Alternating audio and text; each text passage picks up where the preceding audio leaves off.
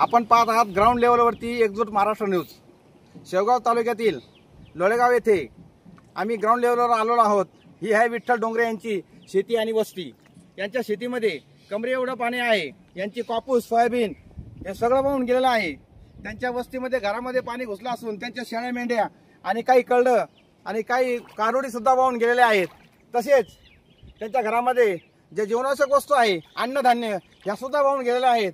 आज विठ्ठल डोंगरे यांची भेट घेतली असता त्यांनी माझ्याकडे मनोगत व्यक्त केलं आणि मी म्हटलो आमच्या ग्राउंड लेवलवरती एकजूट महाराष्ट्र न्यूज मध्ये या आणि तुमचं मनोगत व्यक्त करा। डोंगरे पाटील नमस्कार। नमस्कार। हे क्षेत्र किती तुमचं? इथं 5 एकर आहे। बर, इथं काय काय लावलं तुम्ही? इथं तूर कापूस बर सोयाबीन बर सगळं पाण्याखाली गेलंय। बर आणि तरी शासनाला जाग आहे ना, शासनाच्या लोकांना नदी पुसून मागत तळतळ शेतकऱ्यांची तळतळ पहा। बांधावरती येऊन पहा, तळतळ पहा शेतकऱ्यांची। नदीच्या पात्रापासून 3 किलोमीटर अंतरावर पाणी पुढे लांबलंय। बर तरी शासनाचे लोक इथं यायना तर भेटत यायना तर 85 रुपये गुंठा 85 रुपये गुंठ्यात त्याला ती पिशी यायना। हो 85 रुपये गुंठ्यात शासन देतय। 85 रुपये गुंठ्यात त्याला ती पिशवी येईना हे शेतकऱ्याचं म्हणणं आहे। पायी तुटपुंची मदत सरकारा जागावं सरकारा।